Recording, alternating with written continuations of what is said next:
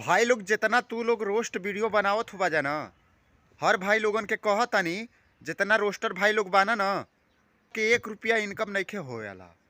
तू लोग सही सुनला है भाई। कहे सके हमार मोनेटाइज चैनल बा और हर वीडियो पे एलो डॉलर पता नहीं यूट्यूब के का दुश्मनी बा हमरे से कि हर वीडियो पे हमारे सरवा एलो डॉलर मार देता। 1 रुपया भी नहीं खे मिलत यूट्यूब से।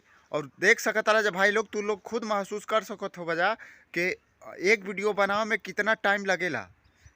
लगभग 8 घंटा 10 घंटा हमनी छोटन यूट्यूबर के अभी उतना जानकारी नहीं खे, बट 8 या 10 घंटा लगेला एक वीडियो बनावे में। और भाई लोग कितना मेहनत करे के पड़ेला, मगर वो यूट्यूब चैनल से 1 रुपया भी नहीं खे मिले वाला।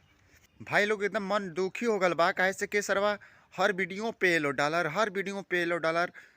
अब तू लोग समझ सकत हुआ जा भाई लोग कि जब वीडियो में ऐड चलबे न करी तो 1 रुपया इनकम कहाँ से हुई, और जब वीडियो पे एलो डॉलर आ जाई तो कहाँ से ऐड आई।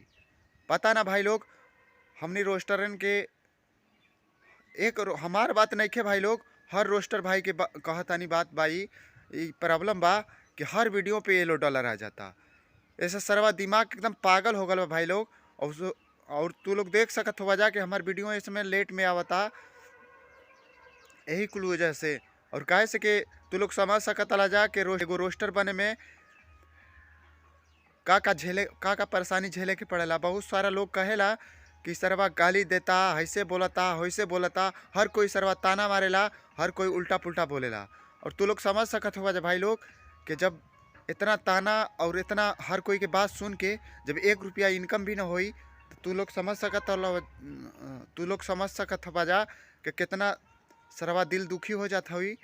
और हमार बात नहीं खे भाई लोग, तू सब कर बात करता नहीं, हर रोस्टर का बात करता नहीं। जितना रोस्टर भाई लोग हमार हुई है ना, हम तो छोट रोस्टर बानी, चाहे क्रेजी भैया, चाहे झंड जी, चाहे जितना हर रोस्टर इनके बात करता नहीं। हर रोस्टर भाई लोग जितना हमार रोस्टर भाई लोग बा सब के वीडियो पे एलो डॉलर आ जाता। पर तू लोग जानते वाला जब भाई लोग के रोस्टरन के लोग का बोले रहे, गांव देहात के लोग का बोले। हमने के गांव देहात से बिलोंग करे नहीं जा, और गांव देहात में लोगन के का सोच होला, लोग का सोचेला और का कहेला, ये सब हर रोस्टर भाई लोग जानत होई कि गाँव के लोग का बोलेला। हर कोई के ताना और हर कोई के बात सुन के हमने वीडियो बनावे नहीं जा ताकि तुम लोग के इंटरटेनमेंट करे नहीं जा।